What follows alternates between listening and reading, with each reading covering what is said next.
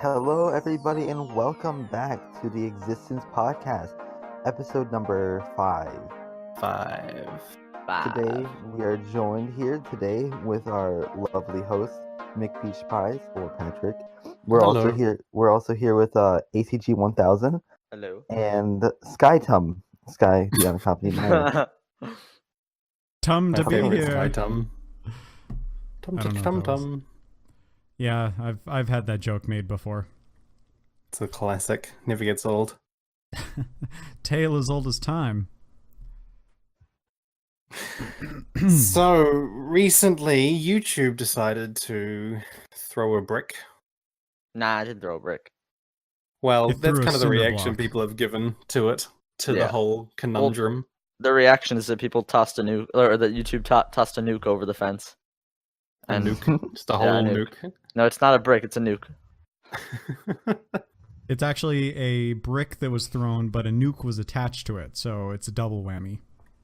Wouldn't the brick be attached to the nuke? You get a broken window and a broken house. Anyway, And a broken heart. No? Oh. Okay.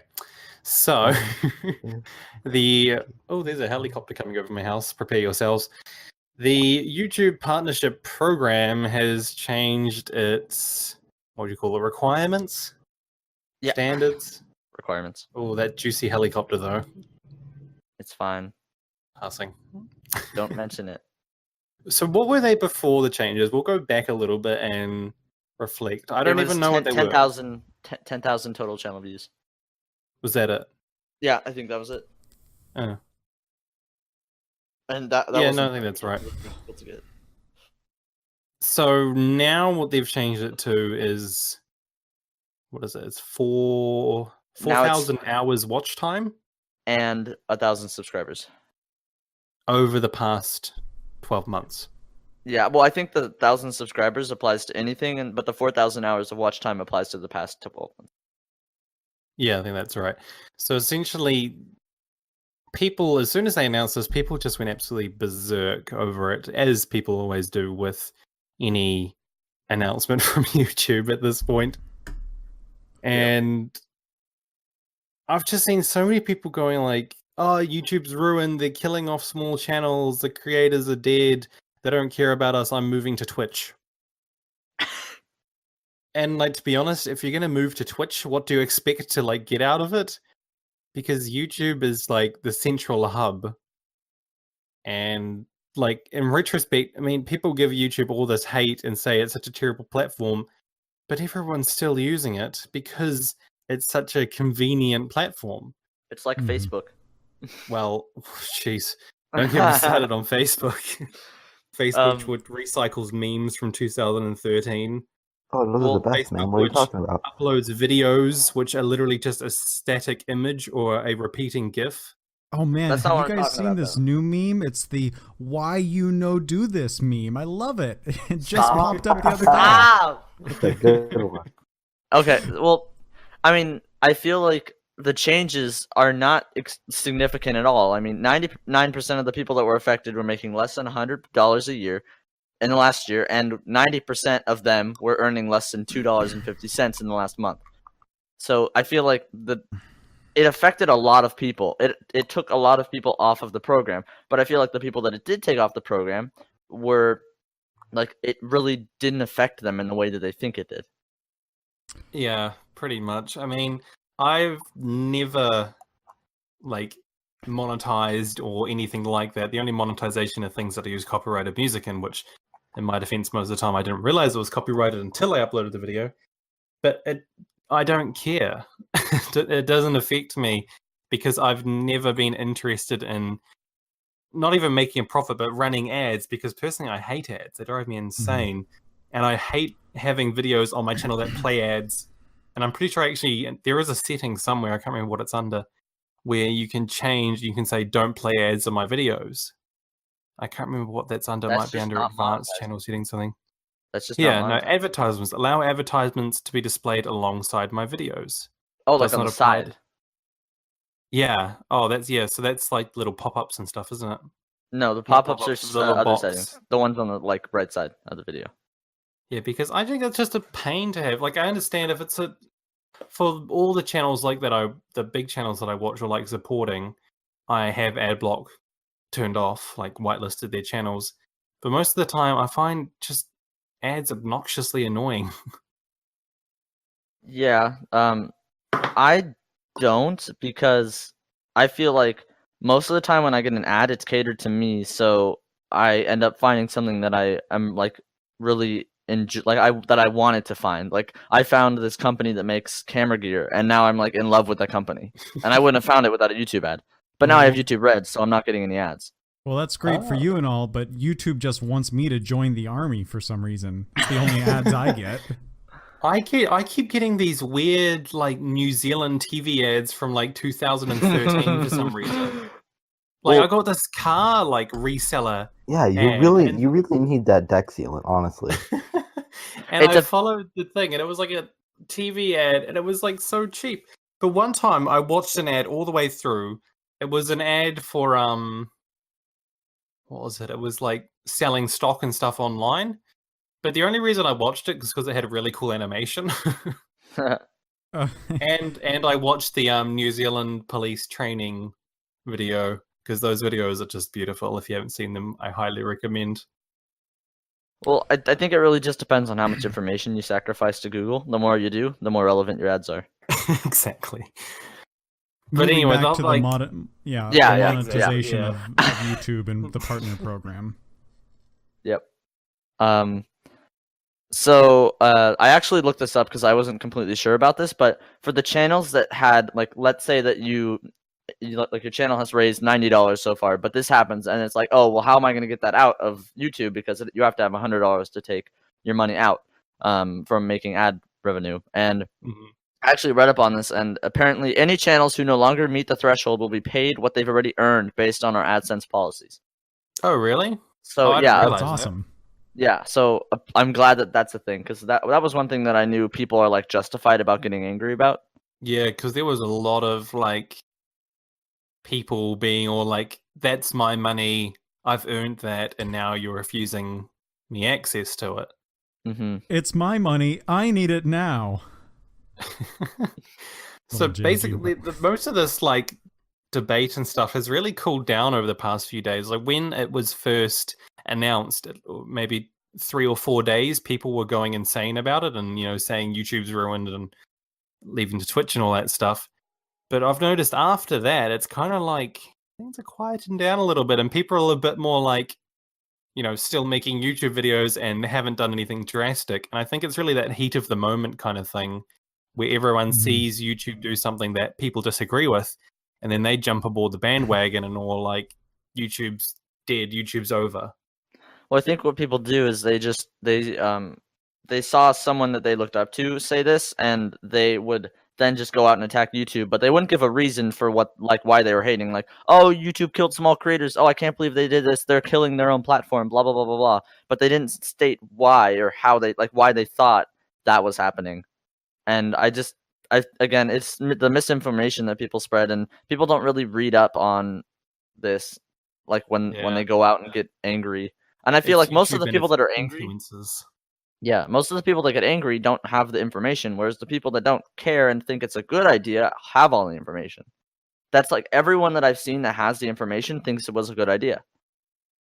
Yeah, like I completely agree with that. All the hate and not hate is a strong word. All the disagreement. It was hate. There was a lot of hate. Okay, there was a lot of hate too. But it was mainly from it was mainly from people jumping to like conclusions, and, you know, like you said, taking what look from someone they look up to, making a dramatic video about it, like all the whole YouTube is dead thing. YouTube has killed 95% of its creators and rah. It's mainly just people not actually researching. Like what the channel I've been watching, which I think you have too, ACG. I don't know how long you've been following, but is it Creator Insider? Yeah. Creators Insider. So it's a little channel. I only discovered it a few months back. It must have been when YouTube did something else as well. I can't remember what it was, but it's this poor guy. I feel so sorry for him because he takes like the full-on brunt. He's basically a spokesman. I'm not entirely sure what his role is at YouTube or Google for that matter. The lead engineer for like the algorithmic changes. I'm pretty sure. I'm not sure. Oh, I'm pretty sure, not but I'm not sure sure. at the same time. Have a I'm fact check. pretty while 100% maybe about this. Exactly. I'll look it up real quick. Yeah, fact check. So essentially, what's his name? Tom or something, isn't it? Sure. Can't quite remember. Isn't that the Fact check guy it, from but MySpace? What? Tom? this Isn't guy, that- nobody uses MySpace anymore. Well, I'm not saying anymore. I'm just saying. Yeah, it's you know, Tom's when name. you- It's Tom's when- name. Okay, cool. Thanks. Anyway, he basically announces these changes on the channel. So YouTube, they post it on a blog. I'm not entirely sure where else they post it. Twitter and stuff occasionally, amongst their many, many other things they post. But he takes the full-on brunt of all this stuff and basically just gives all the information on these YouTube videos and this channel. And I feel like a lot of people don't really watch those, or they just see the title or watch the brief introduction and then just instantly think that it's a bad thing because they are going to lose something that really didn't mean that much to them in the first place. Or, well, clearly it meant something to them, but in the literal sense of things, it really didn't affect them. And I feel like a lot of people are like that. Like they see YouTube make these changes to something they were using, or at least had enabled, and now they don't have it anymore. And people hate having things taken away from them. Are you telling me that people were mad about something that they didn't fully understand, Peach? I might be. Yeah, that's. Oh my pretty gosh, that's common. never happened before. This is brand new information. But I fully agree with the sentiment, and this guy, this Tom fellow, you know, what a tough job to have with YouTube just constantly in the spotlight, and especially on the internet. There's so many considerate people. Yes, considerate, understanding, patient people that are ready to fully invest themselves in all of the new information before creating an opinion on the matter. But at any rate, yeah, it must be an absolutely frightening job to announce something like that. But with the changes, you know, come a lot of positive things. So what people are, you know, focusing on is what's been taken away from them. They've had their monetization taken away for their smaller channels.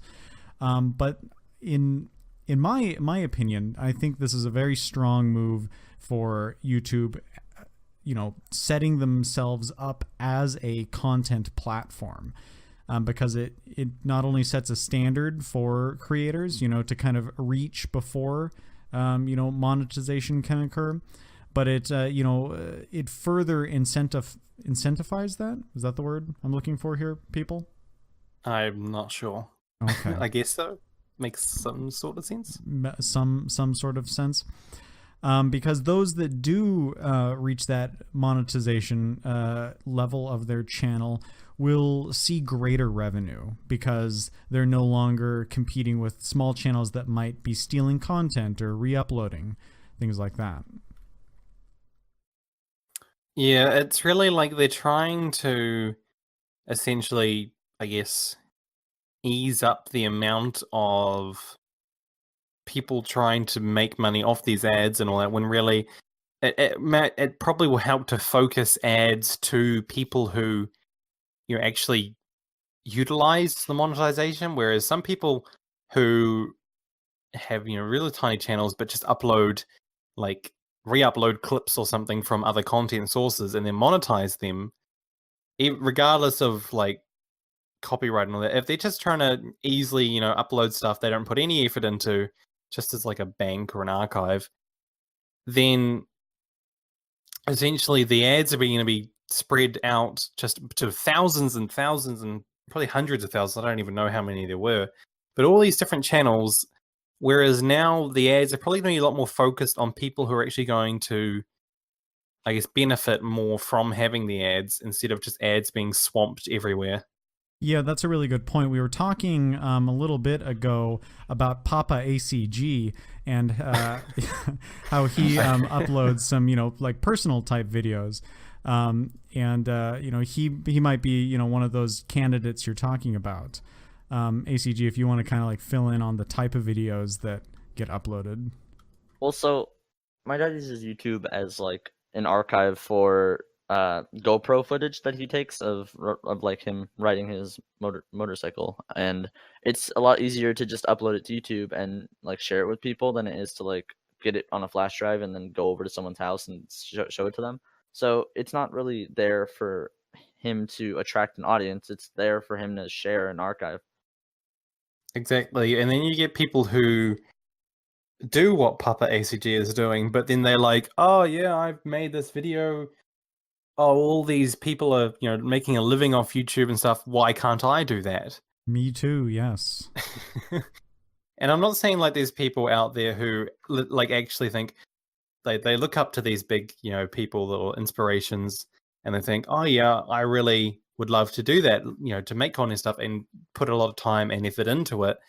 But you get a lot of people too who think, I mean, I don't mean to be judgmental or stereotypical here, I guess it's probably a better thing, but a lot of younger people will probably see these big YouTubers and stuff, or quote unquote influencers, and think, I want to do that too. I can do that. I can make money. I can do this for a living. And so they start making videos, whether it be vlogs or gaming videos, or what else is there on YouTube other than vlogs and gaming videos? Makeup tutorials. That's I a must weird say, thing for you to just. I don't watch many of those. I mean, clearly. You pulled that up pretty fast, didn't you, ACG? There's cooking videos. Cooking videos, like you suck at cooking? Binging with Babish? I mean, there's everything. There's Suck it, animation. suck it. Yeah, there's you people making their totally own. suck. Thank you, Noah. Yeah. But there's to animation. summarize, essentially, like, there's all these people who look up to these inspirations, which is fine and all, but they think that with the snap of the fingers, they can start making money and making a living off these videos. And that's what really annoys me, is people just assume that YouTube is something that is going to be a breeze, that's going to be like, oh yeah, start making videos, I'll be living off it within a year. It's just, it really, I'm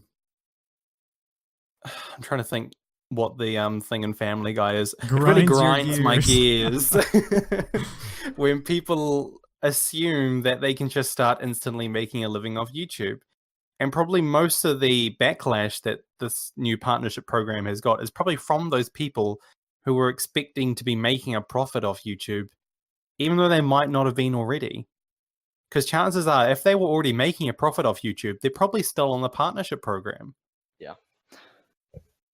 I mean, I'm just happy that ads that weren't really helping anyone at all, maybe like, $10 here and there, are going to content, like bigger content creators who have been struggling with the adpocalypse and have had to find their own methods, like internal sponsorships and ad spots in their videos, like ones that YouTube doesn't put there, but ones that they actually make. Exactly. Mm-hmm. Like,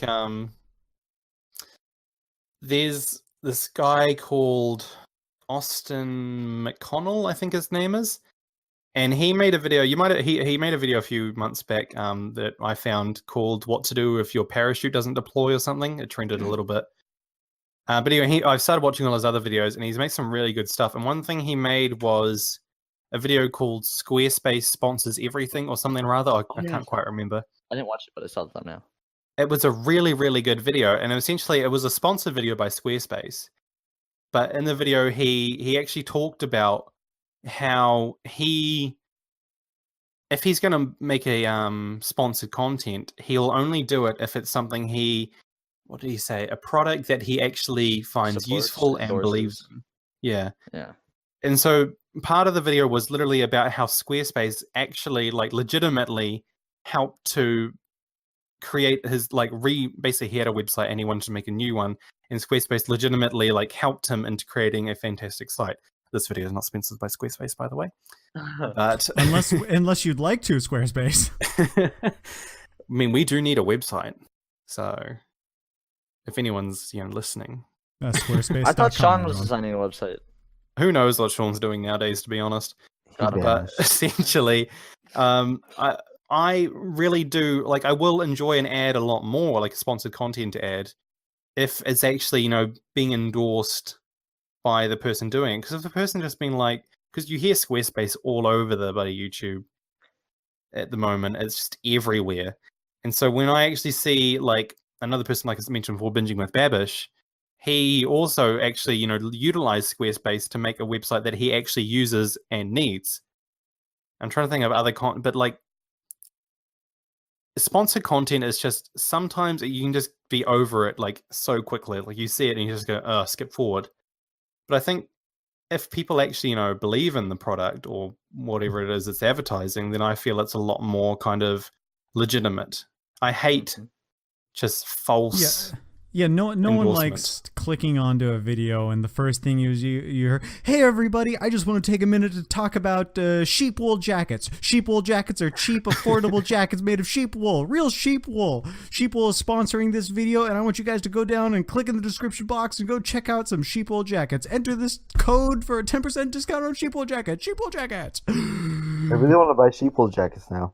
Me too. Merino, quality New Zealand merino. But Anyway. actually, I'm so distracted by sheep wool jackets. I forgot what I was going to say now. I was inspired. I've legitimately lost my train of thought. Overwhelmed by ads, believing in a product. You respect YouTubers. I was going to mention all the mobile game product placements. And never seen any of this. Really? They drive me insane because I can tell that these people really don't care about this mobile game that they're advertising. I get a lot of alcohol commercials. I relate so much. Hey, check out my town. Wow, that town is really cool. Mind if I join? Of course, anyone can join. The ones I've seen recently are for some Viking game, like a Clash of Vikings, because every good mobile game needs to have the words Clash in it. Probably, and some other robot fighting one, and it's like, come on. I think we're a little bit off topic. No, it's alright. Yeah. This is perfect. I hate these ads. My favorite one. I used to. You can dislike ads, right? Yeah, but I don't ever want to see mobile ads again. And when ads are integrated in the video, I can't dislike ads. Oh. I mean, I can dislike the video, but if the rest of the content's good, I'm not going to dislike it. It's just rude. No, cheer up. I know it'll make you feel better. Why don't you try this nice sheep wool jacket? Sheep wool jackets. Should we rewind a little bit back here and I agree. Go back to what ACG was saying about, how ads are portrayed now on YouTube with this new monetization. So instead of, we'll probably see, I don't know if we'll see more or like the same amount of sponsored content, because there definitely has been a massive increase in sponsored content over the past 12 months, I'd say, and just what I've noticed anyway. And I feel like with the new monetization, more ads will probably be directed to content creators that actually can utilize that AdSense and that income, and won't have to, like ACG said, rely on these sponsored contents and ad placements and such.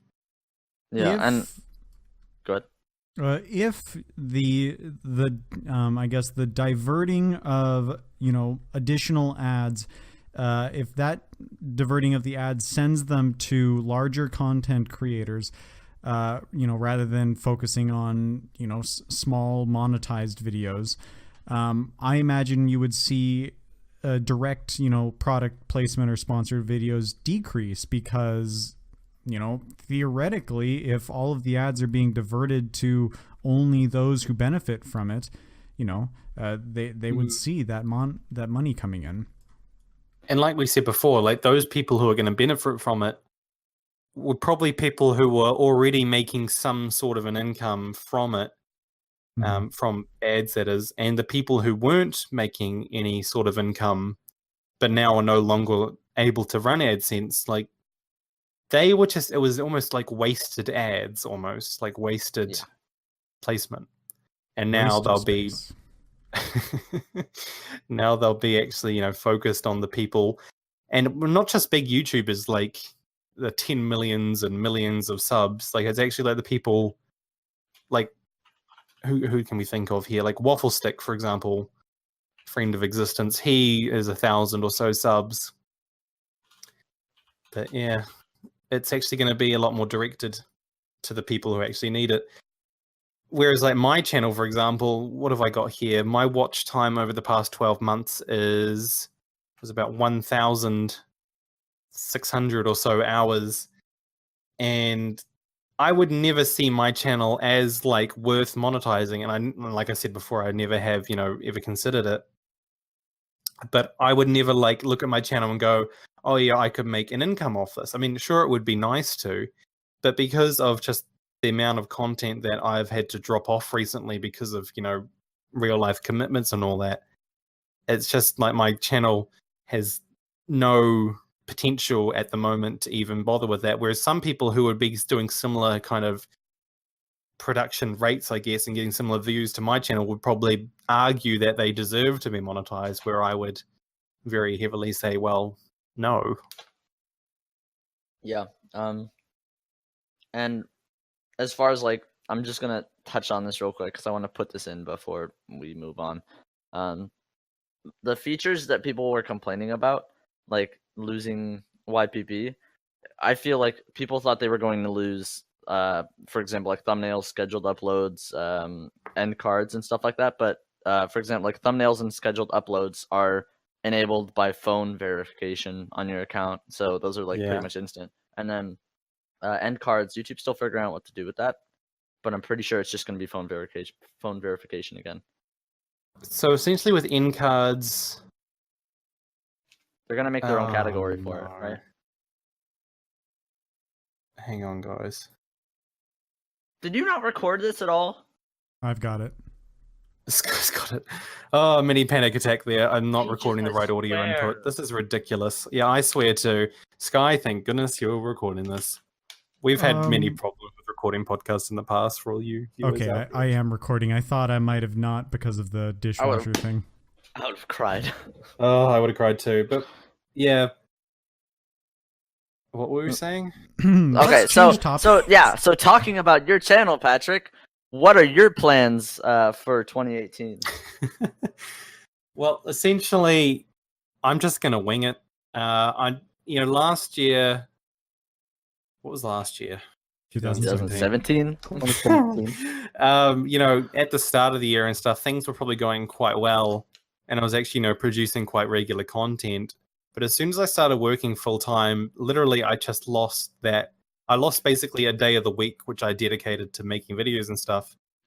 And so I've basically come to the conclusion, and this I mentioned a lot in my last channel update, there's just no way that I'm able to produce regular content anymore, because it was just basically the amount of stress and time pressure that I had to put myself through to create things on time was just diminishing my quality dramatically. So this year, I don't care about subscriber counts and all that. I mean, it's nice to have, the subscriber count growing and all that.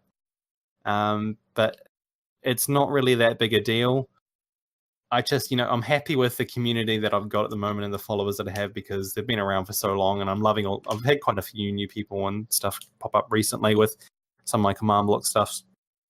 But really, I just want to go back to, how I started my channel, which was essentially just playing Minecraft and sharing it, just sharing what I was doing, as opposed to, what I've been doing over the past few months, which would, past few months before November, essentially, when I took that time off, which was forcing myself to meet these deadlines, which was, it would have worked out if I had more time, but I don't have the time anymore. And I had lost any kind of fun and enjoyment in what I was doing. Mm-hmm. I can also sing the song of full-time job versus, what you want to be able to produce. I know that tune. Oh gosh, yeah. It's a tough time, and it's sad to because like if you look, I haven't uploaded an Existence episode in nearly over a month now. It would have been, and Game Mode 4 in like 3 months. It's just it's heartbreaking to see these series that I had going to just basically diminish away and just wither and to very irregular content. Not that series are dead, thank goodness, but that they're just so irregular now, whereas I used to have that consistent upload. But it's something that I think I've come to accept, is that, you know, I was never, like I was mentioning before, you know, I've never done this for money or fame or anything like that. It's always just been to, you know, have a good time and share my content. And it's kind of reflected a bit in, if you look at the start of season 2 of Existence, I mean, at the beginning, things got real, I guess, sour quite quickly. And that was probably reflected in the way that I was, you know, working through things both with my channel and in real life. Things were quite stressful for me. And I apologize for how that, you know, really affected the way that I expected Existence to become, or expected Existence to be at that point. So this year is really just my main focus is to, I guess, just enjoy myself more and make sure that the people I'm working with, like you guys, are also enjoying themselves, instead of this ridiculous expectation that we're all big famous YouTubers. Excuse me, I have 300 subscribers. 298. Oh. But yeah, that's my goal, is just to enjoy content creation more and stop caring so much about watch time and monetization and all this nonsense. Yeah. Just have a more laid back approach, I guess. Well said. Well said. My goals: watch time, subscriber count, scheduled production. Woolen sweaters. Woolen sweaters. Buy now. Sorry, I didn't mean to hijack. Did you have more, Peach? No, that's I think I've summarized my goal enough there. You want to go, Sky? Well, sure. I mean, I'm here. So yeah, YouTube for me, it's kind of up in the air what exactly I even want for my channel. It's hard to set goals when you don't know what you want. Funny how that works. Yeah. What I think I'd like, though, is I really just want to build a strong community, like a strong YouTube community. And I think joining Existence, it has been a fantastic start to that. You know, because what I've really wanted is just, you know, to meet other content creators and see how I can better myself from there. Because this is, you know, this is and probably forever will be, you know, just a hobby I really enjoy. But I want it to be something I'm good at as well. And so I think, you know, and you can actually, I'm rambling here.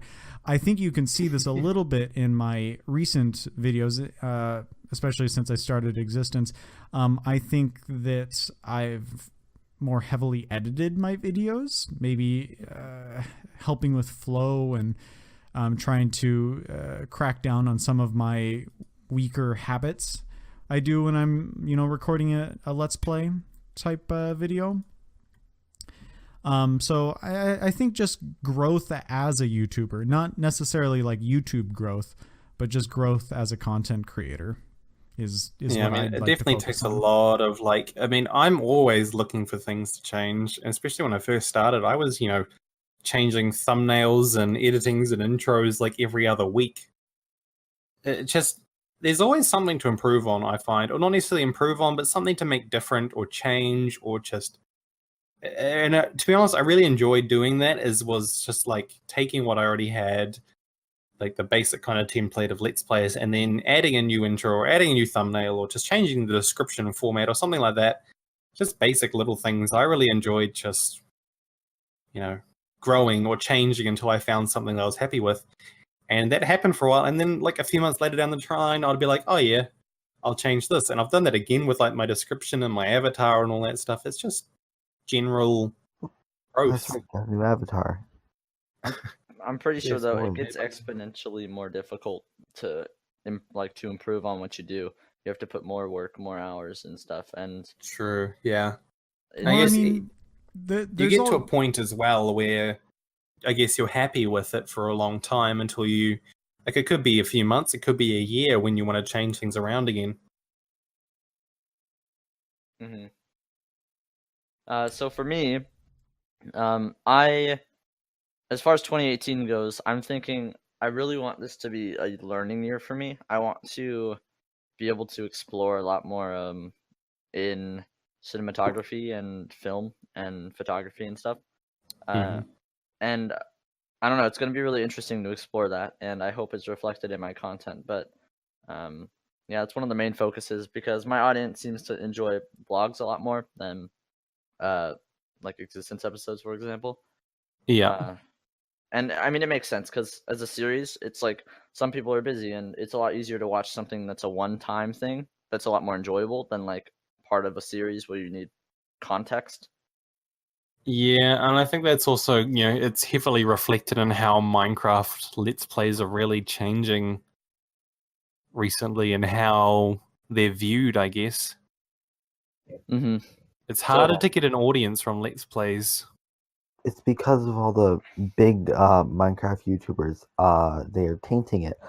Just recently, at school, because I'm being a good boy and I'm learning, I looked at YouTube and I looked in the gaming section, and 2 of the 3 Minecraft videos that were up on top were major, like, popular MMOs, and it was like we dug down to the bottom of Minecraft and this is what we saw, and I got the newest version of the Minecraft cow, question mark, exclamation mark. I'm like, please, I want content made by mature people for mature audiences, ones that have actual, like, or I don't want to sound very rude, but ones that have lots of effort and passion instead of doing it for money.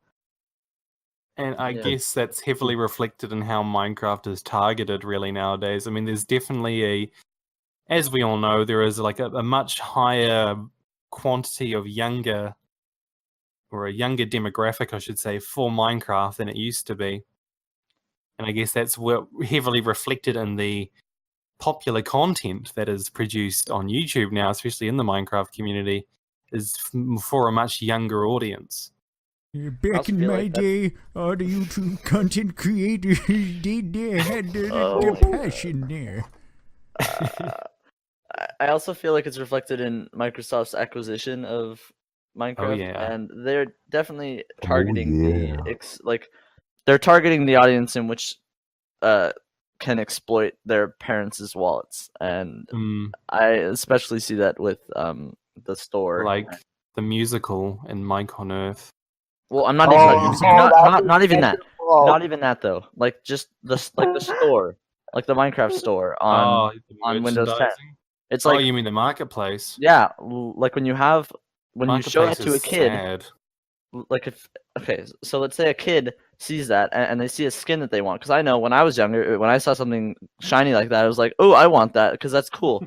It's like you go up to your parent and you're like, can I buy this, please? And that's, I feel like, what Microsoft's trying to do. They're trying to get the kids to play the game to go ask their parents for money.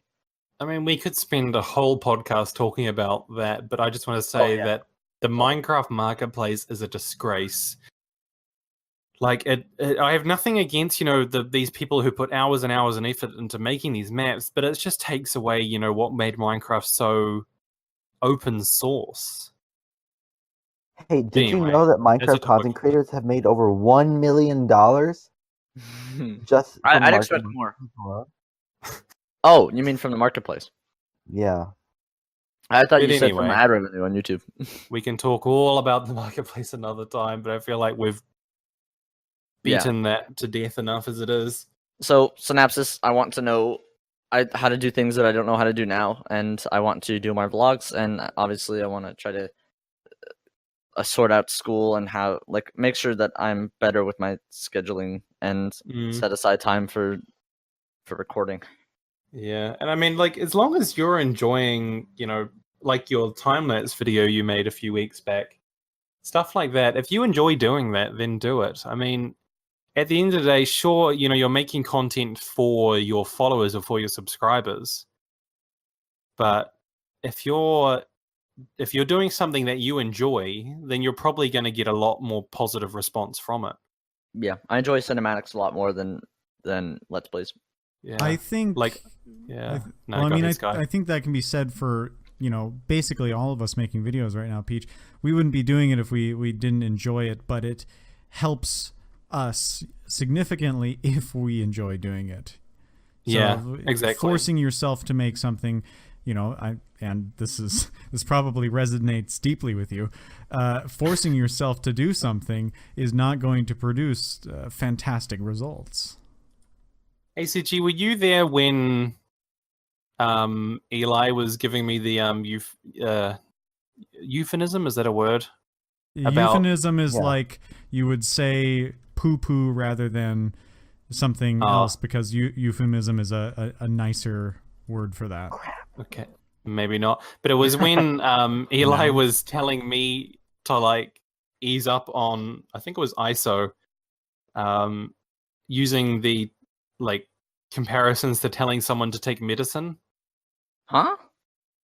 Okay, maybe not. It became a little bit of a meme. So essentially, I was it was in a call one. I think it must have been when I'd just gone away or something during November, and Eli was essentially telling me that if I, as a reference, I don't know what the word here is, and it's annoying me. Analogy, metaphor. Analogy, that's it. Yeah. If somebody's sick, I can't force them to take medicine. Oh, I think I remember this. Yeah, and it became quite a good little meme. I mean, I've heard that before. But it's kind of like that. Okay, I shouldn't have started talking about this because I've completely lost my train of thought. But I guess what I'm trying to say is if you're making content that you enjoy, you can't force people to enjoy it. But if you're enjoying making it, then I feel like that's a much better payoff. If you enjoy eating medicine, then yum yum yum. Well, so Noah, what are your plans? I should have kept my mouth shut there. I guess eat all the medicine, man. No, channel plans, Noah, please. All right, so obviously we all know my channel's a bit of a desert. I started streaming a bit more recently. Season 1. Hey, you be quiet. He lived in a desert. I lived in a desert. But what was it? I started streaming a lot more. Because I have major focus issues, so I wasn't working on the Aurora for a while. So I decided, you know what? I'm just gonna sit down. I'm gonna live stream for an hour, and I'm gonna pump this out. And I did, and I got it out, and I got a decent chunk done for that day. And then I'm planning to stream over the weekend. So yeah, when I'm streaming, I'm running replay mode in the background, so I can edit it all into the time lapse of a lifetime. That's a really good workaround. I'm trying to remember, there was someone else who used to do that. I think it might have been ISO and Kyle. They used to stream, but I think, it was Kyle, if I remember right, would stream, but have the replay mod running. So essentially he would stream something and then he'd make it into a time lapse at the start of his episodes. Yep. That's a really good workaround. Idea. Yeah. Because it's a way to, stream, because I love streaming, but I just haven't necessarily had I've had time to stream, but I haven't had the energy to stream. But I think that's a good workaround to do that with the replay mod, because the replay mod is an amazing tool. Mm-hmm. Oh, this is creepy. So I'm talking with my friend to coordinate this live stream for a Monumental Build Day, and they just asked me if I wanted to stream right now. Amazing. Tell them to wait half an hour. Yeah. I think we've all got a very kind of similar mindset overall, I think, with our channels and how, we want to do things more that we enjoy and, be able to grow our skills with, content creation and such. But I think in terms of existence and all that, I think overall I've been trying to really, get people back motivated and stuff, because it's not it's not booming over a here. secret. Yeah. It's not a secret that things are a bit rough at the moment for us. We've had how many people leave over the past month? I mean, Waffles half of just our left members. us. Let's see, 1, 2, 3, we have 4. Waddles, ISO, Duo, Kyle, Galaxy, Miles, 100 Miles left very, very early on. Richie. Oh, essentially Richie when we forgot about Richie. Yeah. When we started season 2, the expectation, or at least my expectation, is that everyone who was there at the start would probably still be here now, but it it hasn't happened. I'm laughing because of that Sam emoji that Yeah. ACG yeah. just put a little emoji of Sam, also known as Fish Films. Sam face, and it Goldfish. It's Sam gave me a Goldfish. good giggle there. But essentially, I think the plans for season 2 now, I took that time off. I think I should have officially taken 2 months off, because I more or less took officially 1 month, which I was pretty much active for weeks of it. And then in December, I was basically quiet as well. But I think now, since I've really kind of been able to accept my situation a lot more, and I think a lot of that's related to me, reconnecting with a lot of my friends and such as well in real life, and getting things back on track a bit more. I really want to make sure that Existence is what it used to be, because, this time last year, we were booming. We were like, raise the roof, party time on Existence. Everything was probably like the best it was for a long time. Well, Noah, you can probably vouch for that, because, I mean, we had ISO and Kyle here, and they were really, pushing the live stream events and all that. We had the Christmas event. And then I showed up in January. Also, I've been on Existence for over 1 year now. Where's my celebration post? Oh, it can be in your next episode. But I mean, I think, long story short, I think really our aim and my aim, I think, with Existence is to just, take it back to how it used to be, where we were all, having a good time. And I think a lot of that will be reflected in how people take their channels from here. And I think what I've been slowly doing recently, you might have noticed, is with how I've been easing up the pressure for Let's Plays and more kind of encouraging just general content creation on the server. Because at the end of the day, that's all it is. It's just the opportunity to create content.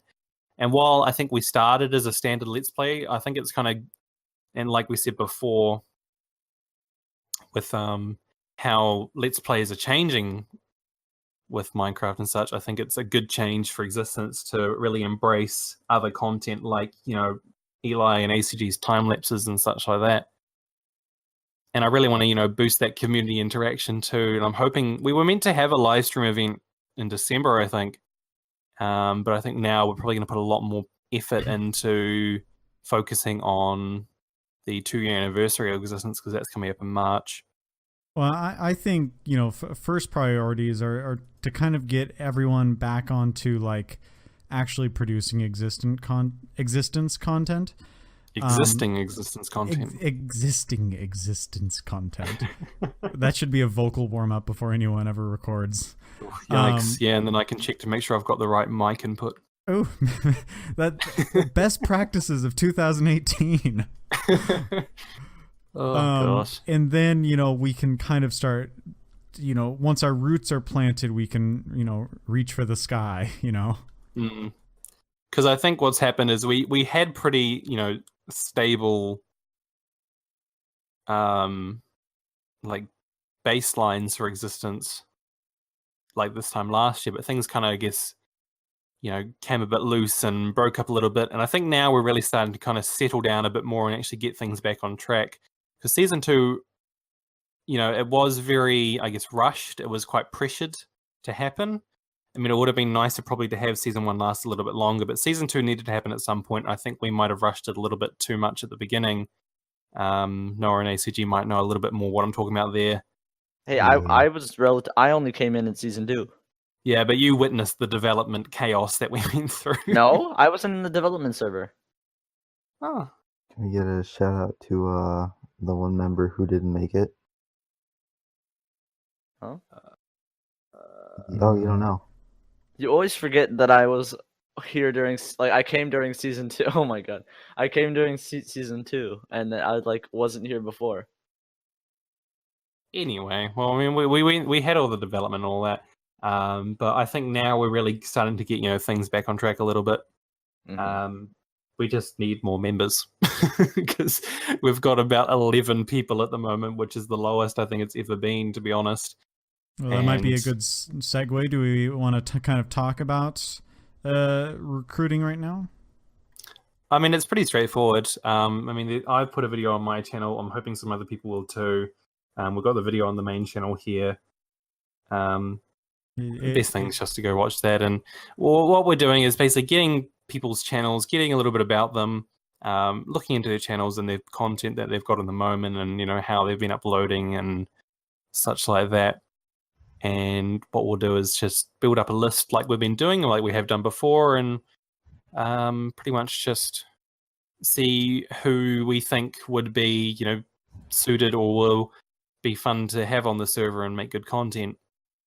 I mean, there's really only so much we can talk about at the moment, considering at the moment the first stage is just building up this list and getting an idea of who's interested, and then after that we'll probably take some time to reflect and view and comment on these people's channels, like internally comment on them, and just kind of build up a, I guess, group of people that we want to invite.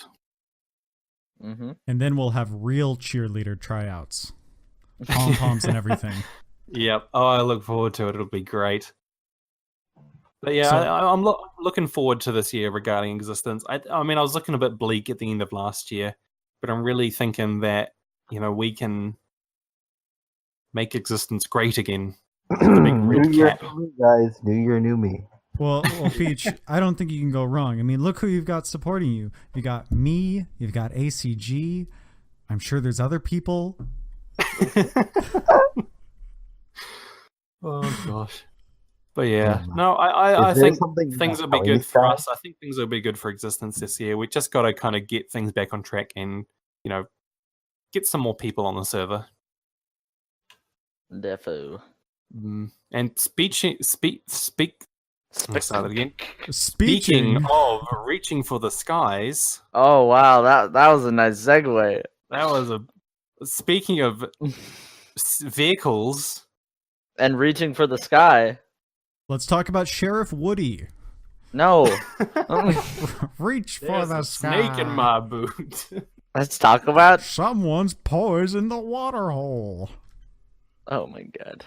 I'm sorry. Was that a drone You're just a comment? man of I think many you just references. ruined the segue, Sky. Oh, no, he made a terrible pun there too. Just let it slide. Drone talk Yeah. with ACG and Patrick. I'll We need a provide theme links. song. No. We'll spend a couple minutes here. I'll get We've some already- links for Sky and Noah. Yeah, we're already reaching 52 minutes, according to Okay, my recording so- anyway. Short story short, DJI released a new drone. It's called the Mavic Air. It's like a mix between the Spark, which is a very tiny consumer drone it's like a selfie drone. That's basically what it's Literally marketed as. a selfie drone. And then the Mavic Pro, which is a more professional type drone, but it's still consumer level. And the Mavic Pro runs you about $1,000, whereas the Spark runs you about $500. The Mavic Air is right in the middle, around $800, and it comes with a US lot dollars. of good features. US dollars. It comes with a lot of new features, and yeah, we'll talk about that. So essentially, a little bit of a voice crack there. The main, I guess, appeal to me with the Mavic Air is the portability of it. Because I have a Phantom 4, which is amazing. I love my Phantom 4. Don't get me wrong. I have a But Phantom it's Nun. really, it's really like big and bulky to get around. And for someone like me who, doesn't have a Scooter vehicle boy. like a car, who drives a beep beep scooter boy, here you know it, and like travels around. Like the main thing place I fly my drone is when I go traveling. It's a pain for me to carry something that big around. I mean, when I had I can throw it. I've got a backpack and all that for it. But it's just so hard to prioritize like that. If I'm going somewhere and I'm taking my drone, then the drone is a priority. Whereas with something like the Mavic Pro, for example, I would never get a Spark, for the record, just because it's so tiny and not really. Sparks are dumb. It's Um, honestly dumb. It's a stupid investment. Anyway, I've always considered selling off my drone and buying a Mavic Pro, but now that the Mavic Air's out, I'm heavily considering that. I'm still doing a little bit of research into it, but so far from what I've seen, it's just I guess a lot more I'm not sure how to put this. It's just more practical, I guess, for someone like me. And I would love to get something like I would probably get the Mavic Pro Platinum if I could, but in terms of price, I could easily sell off my Phantom 4 or trade in my Phantom 4 and get the Air Fly More combo for about the same price, which is a real appeal to me. Yeah. And because with the combo, you get 3 batteries, which Mhm. gives you about an hour of flight time. Oh wow. Oh. Yeah, Wow. I know, right? Well, Yeah. Whereas with like the Mavic Pro Platinum, which costs like a lot more than what I would like, I'd have to invest in a lot more money. You'd get half an hour flight time, I think. Or does it come with 2 Mhm. batteries? no. So each battery has half an hour flight time Ooh. I think it With does. the Mavic with Pro. the Mavic Pro and the Mavic Pro Platinum. The Mavic Pro Platinum is 30 minutes, whereas the regular Mavic Pro is 27 minutes. Yeah. It's pretty But there's the impressive. Fly More combo, which has 2 batteries, I think. Just buy it yourself. Don't buy the combo. That's the way I see it. You can save a lot of money doing that because you don't need everything in the buy more combo. Mhm. So basically, the way that I see it is that the Mavic Air, it has 4K just like the Mavic Pro, but it feels a little bit more like mushy. I mean, I'm just saying that based on what I've seen, like Yeah, comparisons. it's a lot more like a it feels a lot more consumer driven, which it probably is, in all fairness. Yeah, and the Whereas thing is say with the, something like the Phantom, even like the Mavic Pro, I saw someone flying that when I was up in Auckland. That even still feels a bit more kind of consumerish, and I think it was more based towards being that portability and for more travel kind of aspects. Whereas say like the Phantom 4, you see that, you go, ooh, photography drone. Ooh, yeah. yeah, But for me, I'm still trying to find this balance. Like this year, I'm really looking at investing a lot more into my video production, like a lot more in terms of money. so like you're gonna get an Inspire. Oh, oh, oh! I'd love to get an Inspire 2 for that matter. Yeah, Inspire too. But can you imagine? Like, I'm having enough trouble transporting my Phantom 4 as it is. Can you imagine trying to transport an Inspire? Have you seen the cases for those? They're It's huge. like a suitcase. but they're like they're like actual movie drones. They're not I for know, yeah. But I think, I'm probably going to end up buying myself like a proper film camera, so I don't have to use my puny little Sony phone anymore. And with something like to carry that, like a proper camera and a big drone on my back around, is just so much of a hassle. Whereas if I was to get something like the Air, I would be able to carry both of them in the same bag. I mean, the thing I see between the Mavic Pro and the Mavic Air is that the Mavic Pro and like the portability between the Mavic Pro and the Mavic Air, Jesus, is that the Mavic Air can like fit in your jean pocket, but the Mavic Pro can fit in your jacket pocket. It's very slightly bigger when it's folded up. They both fold up. They're both extremely portable. I feel like no matter what, you're gonna want to put your drone in a case so you don't break it. I don't understand the whole like I'm gonna put it in my I would pocket. never put it like directly in my pocket. Exactly. Like they all come with that little soft shell or hard. I think it's soft shell. Mavic doesn't. I don't think. No, my Mavic doesn't come with a shell. I don't think any of the drones come with the shells anymore. You have to buy cases. Sky. I'm pretty. No. I watched. Oh, Because mine didn't. I'm not I mean, I know sure. that the Mavic Air does come with a case. I'm pretty sure. Yeah. But The anyway, adults are talking, Noah. Sky, Sky, do you understand what they're talking about? I think don't they're know. talking about those things from The Incredibles that chase this really fast I love kid those. across the I watched The water. Incredibles the other day on TV, and they chop down the trees, but then they like hit a tree and they explode. So it's like, can they chop down trees? Can they not chop down trees? You were saying. But anyway, I think the most appealing thing to me, I think, about the idea of, I guess, the concept of selling my Phantom 4 for a Mavic Air is really just that I wouldn't have to invest too much money in, I guess, upgrading. Or I don't even know if it's an upgrade. Is it like an upgrade?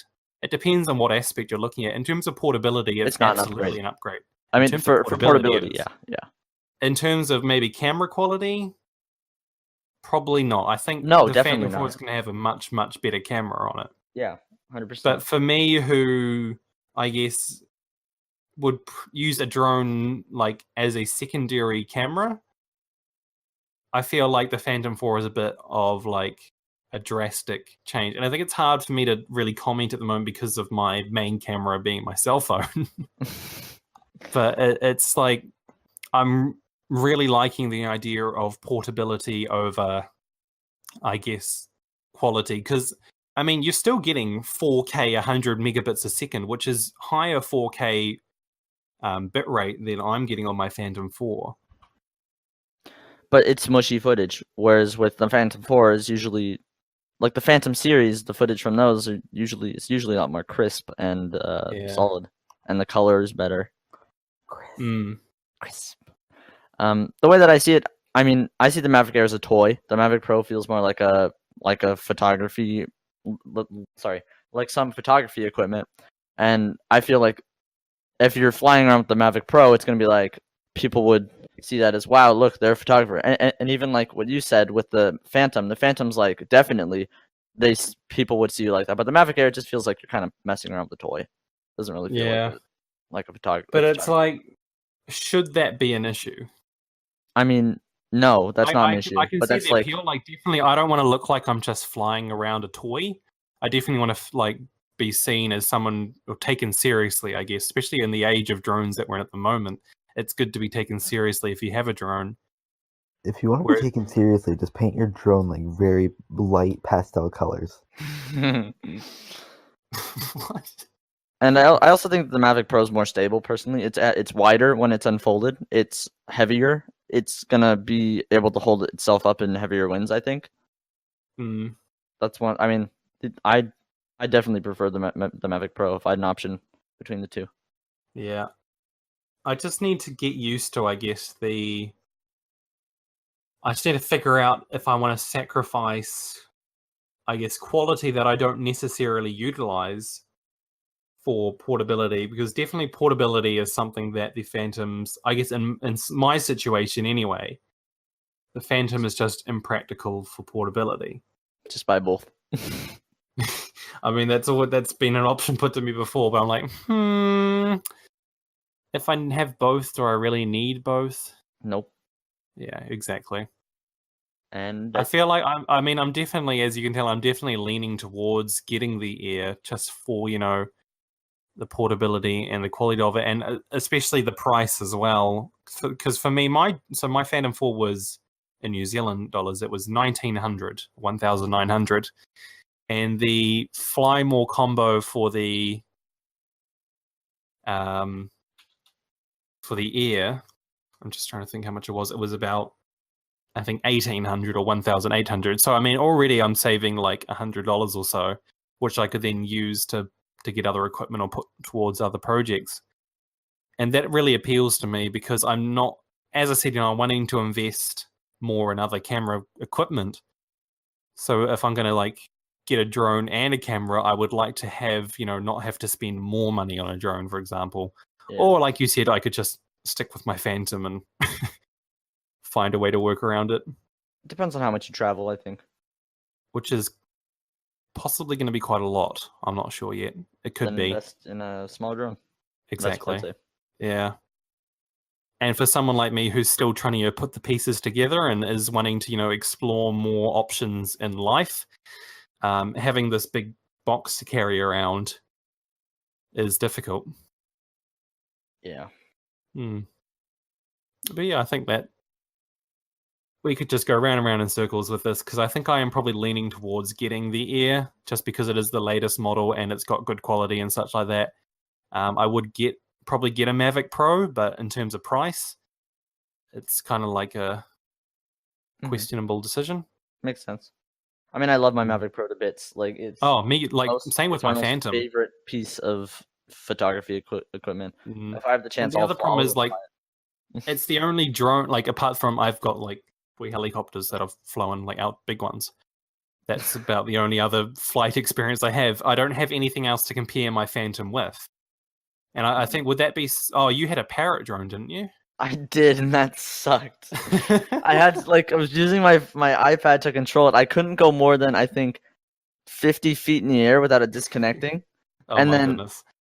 the it was electronically stabilized, so every time it no. stopped moving, all the pixels would shift and like it would be blurry for a second. Oh, And- gosh. Yeah, and like it was so bad. I hated that drone. But I feel like with DJI, no matter what drone you get, you're still going to get like usable footage from it. Yeah, I could sell you my parrot drone. I still have it tucked away in my closet. I mean, I'd love to fly it just for fun. It's But- worth like $300. Oh, wow. Such a stupid drone. Quick story before we finish things up here. When I went to buy a drone in Taupo, like I went to Taupo and I'm like, oh yeah, I'm gonna start looking at getting, bigger drones with a camera on. Like I was expecting like 720p, 30 frames a second, horrible bitrate cameras like I've seen before. But I couldn't find one anywhere in Taupo, and I thought there would be one like this model shop there and such. And then I went to a store called Noel Leeming, which is a big brand in New Zealand. And they had the Phantom drones. Of course, I knew of Phantom drones and such. And at this point, honestly, I knew nothing about drones. I had money to throw at it. And I think they had a Phantom 3, a Phantom 3 Pro, and a Phantom 4. And I said to myself, I'm already like considering spending this many $1,000s on a Phantom 3. Why not just get the Phantom 4? And so I did. That's what I would say And- with the Mavic compared to the Mavic Air. Yeah. But it's I kind of liked got to that the point story. now where it's like money is more of like I'm actually thinking about how I'm spending my money, and instead of being like, here you go, here's all my monies. It's more like, I actually don't want to waste a lot of money here. Don't at me. Money.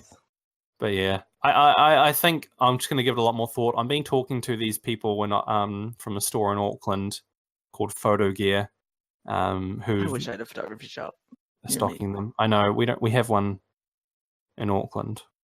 I don't live in Auckland. It's like a while away. But anyway, good chat.